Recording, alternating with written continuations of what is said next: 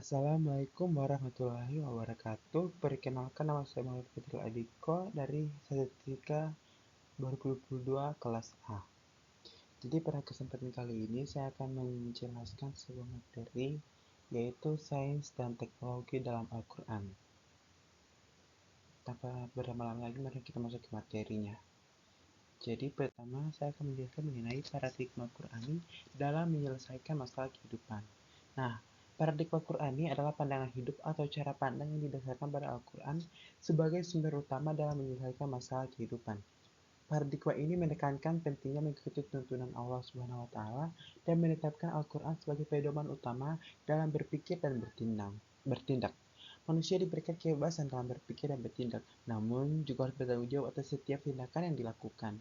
Nah, dalam pandangan Qurani, penting untuk menggunakan akal dan pikiran yang sehat, serta berpegang pada nilai-nilai yang terkandung dalam Al-Quran.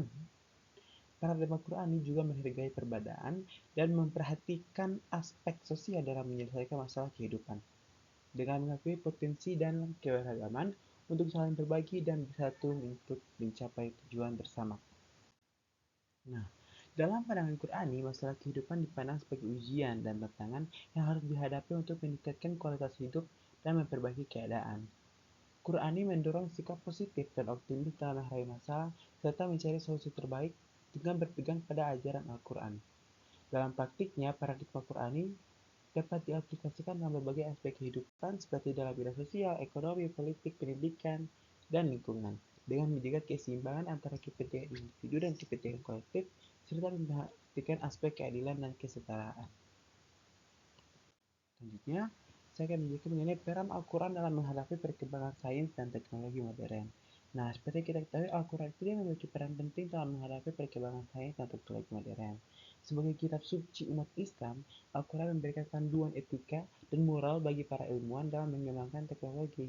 Al-Quran menekankan pentingnya menjaga keseimbangan dan keadilan dalam pengembangan teknologi, sehingga teknologi tidak merusak lingkungan atau menimbulkan kerugian bagi masyarakat. Selain itu, Al-Quran juga memotivasi inovasi dan pemikiran kreatif dalam memecahkan masalah. Al-Quran juga menyediakan landasan ontologi, yaitu pandangan tentang hakikat dan sifat alam semesta.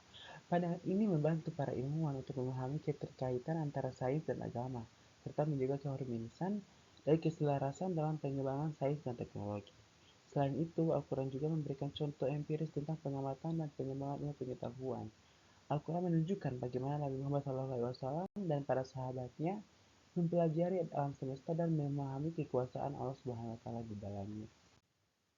Di samping itu, Al-Quran juga mendorong kolaborasi dan keterlibatan masyarakat dalam pengembangan sains dan teknologi.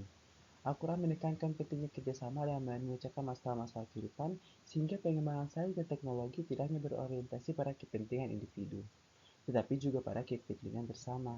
Nah, dalam konteks perkembangan sains dan teknologi, peran Al-Quran menjadi semakin penting dalam menghadapi tantangan dan risiko yang muncul.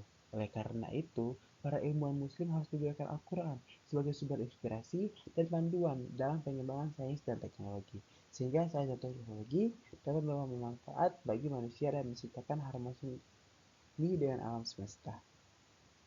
Nah, sekian presentasi dari saya mengenai sains dan teknologi dalam perkembangan modern.